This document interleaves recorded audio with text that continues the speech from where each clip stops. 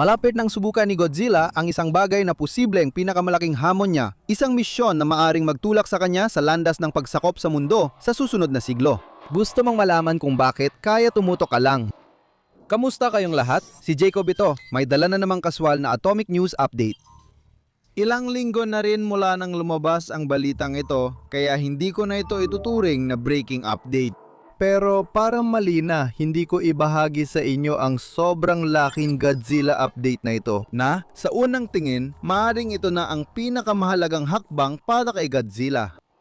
Huwag na tayo magpaligoy-ligoy, simulan na. Godzilla! Matapos ang mga taon ng pagtatrabaho sa likod ng eksena at pagpapaubaya sa Monsterverse na magpalaganap ng pangalang Godzilla sa buong mundo, plano na ng Toho na gumawa ng sarili nilang malaking entertainment universe. Hindi pa nila ito nagagawa dati, tatawagin nila itong Godzilla World. Hiwalay ito sa Shin Godzilla at Minus na serye ng pelikula, pero gagamitin pa rin ang mga bersyon ng Godzilla mula ron. Dahil dito, pagsasamahin ang lahat ng Godzilla media para gawing isa ang Godzilla IP bilang isa sa pinakamalalaking franchise sa lahat ng panahon. Galing ang balitang ito sa Japanese media na Newspeaks na nagpanayam kay Kiji Ota, Chief Godzilla Officer ng Toho. Sa usapang ito, ibinunyag ni Ota ang mga plano ng Toho para kay Godzilla at nagbigay ng pahiwatig sa maaaring mangyari. Para sa mga Godzilla fans, pwede itong maging napakaastig, pero may kaunting pag-aalala rin ako at tatalakayin ko pa ito sa tamang oras. Sabi ni Oda kung kaya nila at ng Toho gumawa ng orihinal at kawili-wiling konsepto para sa mundo ni Godzilla, posible silang gumawa ng mas maraming spin-offs na hindi lang standalone na pelikula. Sinabi ni Oda, kung mag-focus tayo sa paggawa ng orihinal na konsepto para kay Godzilla, mapagpapatuloy pa natin ang franchise ng isa pang 50 taon. Sa praktika, pwedeng mangahulugan ito ng mas maraming pagsubok sa video game, streaming series, anime at iba pang format. Lumalawak ang kasikatan ng 72 anyos na kaiju sa iba't ibang edad at manonood. Sandali, ibig mong sabihin bukod pa sa Monsterverse at Minus series at sa dami ng comic stories na tampok si G-Man, magkakaroon pa tayo ng mas marami pang Godzilla? Oo, yan nga ang sabi nila sa atin. Sa unang tingin, parang kaduda-duda dahil sa maling pamamahala na naranasan ng maraming sikat na IPs nang sumubok silang maglabas ng samut-saring media kaliwat kanan.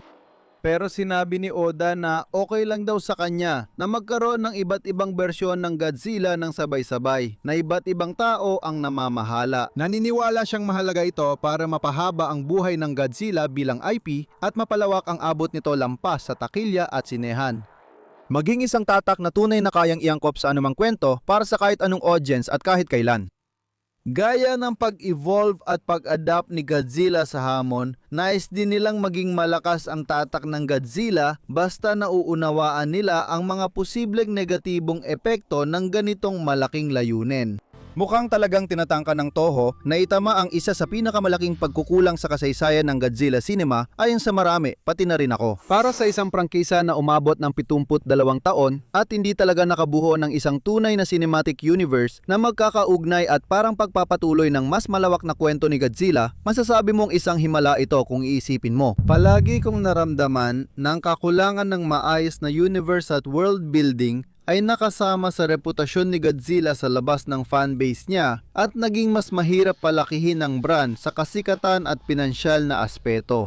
Ang ganitong pagkakaiba-iba ay nakatulong para hindi mapahinga ng matagal ang prangkisa, hindi tulad ng iba na may nakatagdang kwento at direksyon matapos ang trilogy. At hindi lang ako ang nagsasabi niyan para manira o maging sobrang negatibo. Sumasang-ayon din ang Chief Godzilla Officer na nagsabing, si Godzilla ay dating isang movie star. Sa sinehan lang siya lumilitaw.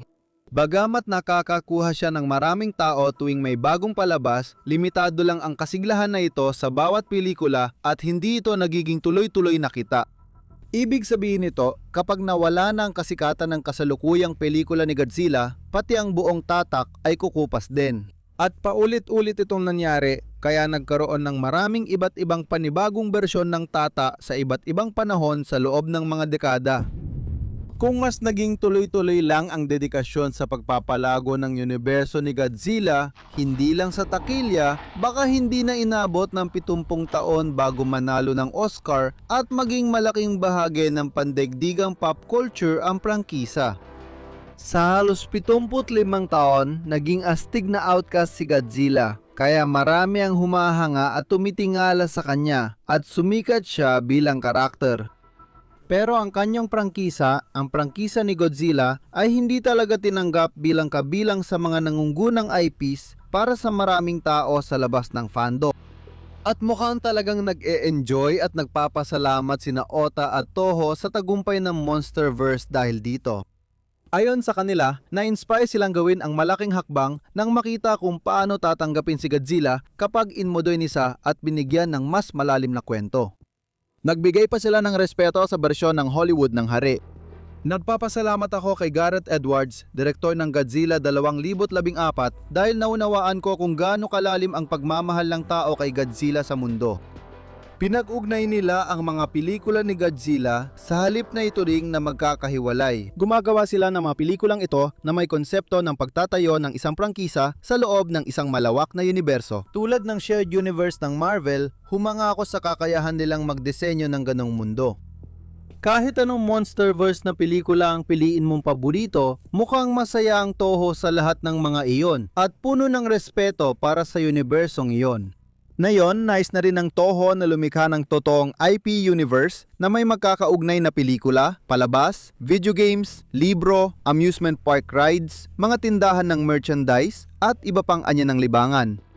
Ipinapabalita na maglalaan ang Toho ng $74 milyong para sa Godzilla brand sa susunod na 3 taon at maaaring tumaas pa ito depende sa magiging tagumpay ng -0 para sa kanila ngayong taon.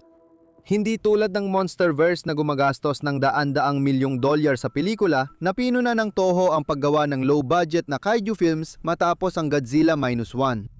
At ang mas mababa nilang budget ay maaring hindi makasama kundi makatulong pa nga sa kanila na makagawa ng mas maraming iba't ibang proyekto sa pelikula dahil kaya nilang gumawa ng halos 10 pelikula sa halagang katumbas lang ng isang Monsterverse film na talagang nakakabaliw isipin kung iisipin mo.